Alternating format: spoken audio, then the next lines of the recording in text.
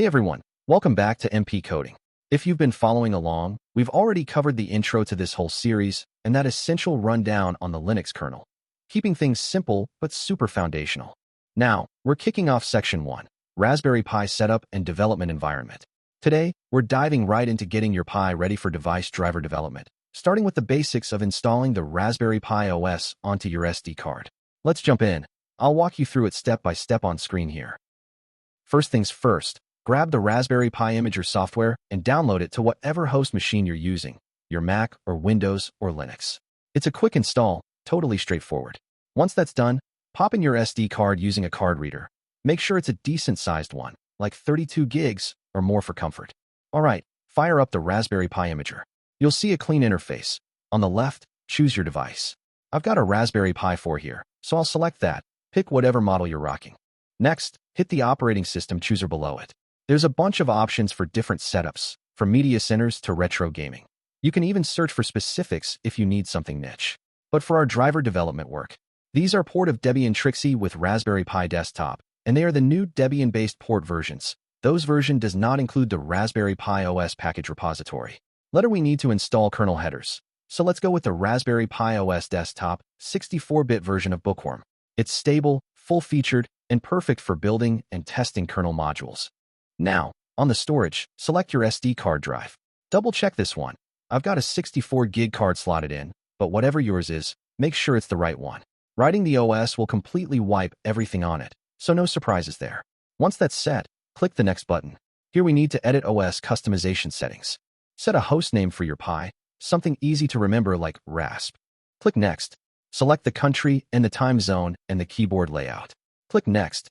Then, add your username and password. You'll need those creds to SSH in from your host machine later. So pick something secure, but not a hassle. Click Next. If you're planning to connect over Wi-Fi instead of Ethernet, jump down and fill in your network's SSID and password. Get them exact. Click Next. This is key. Enable SSH right away so you can remote in without a monitor and keyboard. Go with password authentication if that's your vibe. It's simpler for most folks. But if you're all about keys, switch to public key auth and paste in your SSH public key. Either way works. I'm sticking with password for this demo. Click Next, and then double-check the settings and click the right button. Now, sit tight while it writes everything to the SD card. It takes a few minutes depending on your setup, but you'll see the progress bar chug along.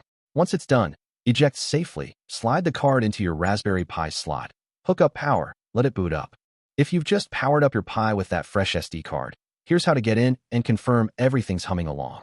If you've got a screen and keyboard hooked up directly to the Pi, just sit tight and wait for the boot. But if you're running headless like I am, no problem, since we enable SSH remote access. If you already grabbed the IP from your router's device list, or during boot, we don't need external screen and keyboard, and we can connect the board straight away using SSH. But if you don't know how to find the IP address of the connected devices to your router, you need a screen and keyboard to find out the board IP address. To find the IP address, make sure to connect the board to same router with your host PC. After boots up the board, open the terminal and type hostname -I and hit enter. You can see the IP address of your board. All right, switch over to your host machine's terminal or command prompt. Let's SSH in. Type SSH space your username from the imaging, like MP coding for me. Then the @ symbol, no space, straight to the IP, mine 192.168.2.180. Then hit enter. An it'll warning about the new host. Type yes and enter to accept the key. Then it will ask you the password. Give the one we set up when we creating the image, and hit enter. Okay, you're now remoting into your Raspberry Pi over SSH. Clear the screen. First thing first, let's update. Sudo apt update. Next upgrade. Sudo apt upgrade -y for set yes. It will take some minutes to finish, so wait until it finishes. Clear the terminal. Now, let's install the Raspberry Pi kernel headers. We need those header files to build our kernel modules. Type this command or grab it from my GitHub file. I will put the link in the description. After that, let's install the build essentials also, using this command. Okay, let's clear the terminal. Type uname -r. You can see my kernel version here. All right, now that we're logged into the Pi over SSH and have installed the necessary kernel headers,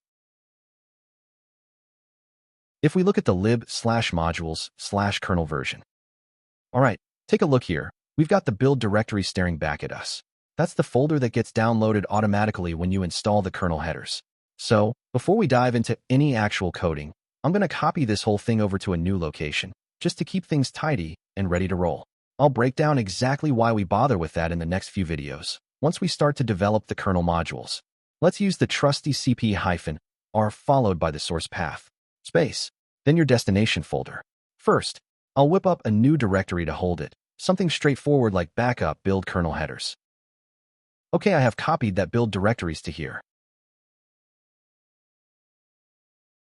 Now we are almost finished the setup of the board.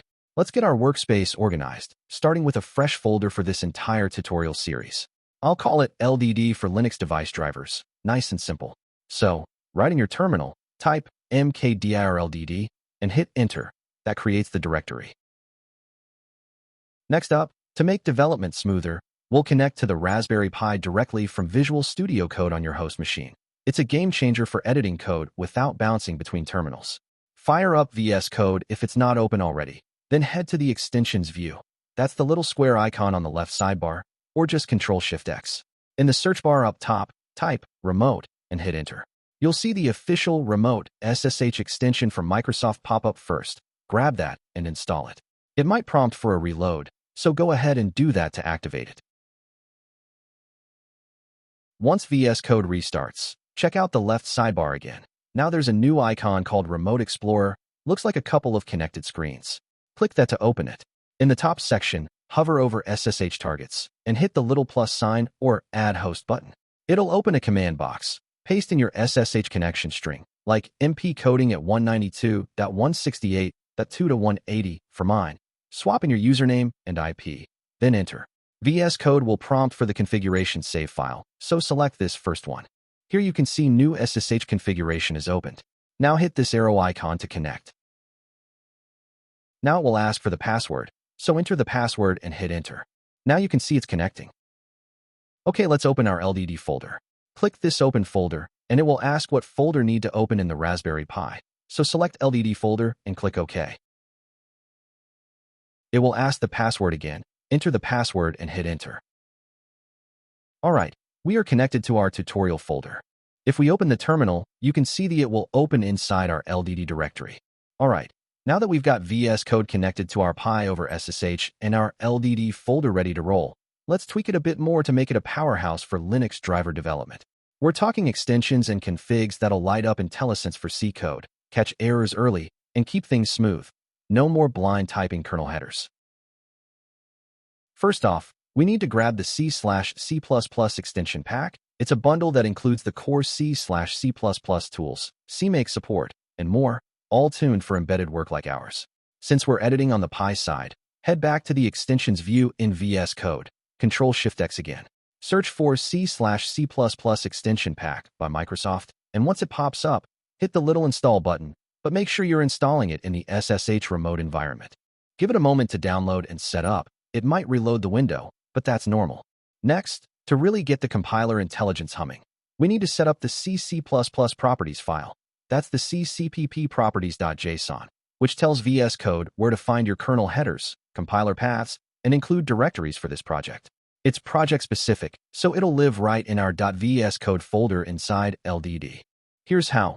Hit Ctrl-Shift-P to open the command palette. That's your Swiss Army knife in VS Code. Type in C/C++, edit configurations, UI, and select it from the dropdown. It'll auto-create the .vs code folder if it doesn't exist, and spin up a new ccpp properties.json file, pre-populated with a basic template. It'll even open a UI if you pick the UI version, but we can edit the JSON directly for precision. If we look at that build directory, kernel headers are in that folder. Now, for the settings themselves, I've got a battle-tested config ready that points to the Raspberry Pi's kernel includes. I'm throwing this exact file up on my GitHub repo for the series, link in the description below. Just copy-paste it into your file. Now we are set up the Raspberry Pi for the kernel module development.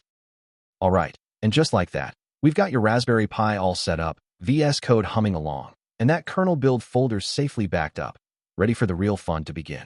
Next video, We'll roll up our sleeves and craft our very first kernel module, a dead simple hello world that loads right into the Pi's heart. It's going to be a total eye-opener, trust me. Thanks for hanging out on MP Coding. Hit that like if you're pumped, subscribe so you don't miss the drop, and drop a comment. See you in the next one.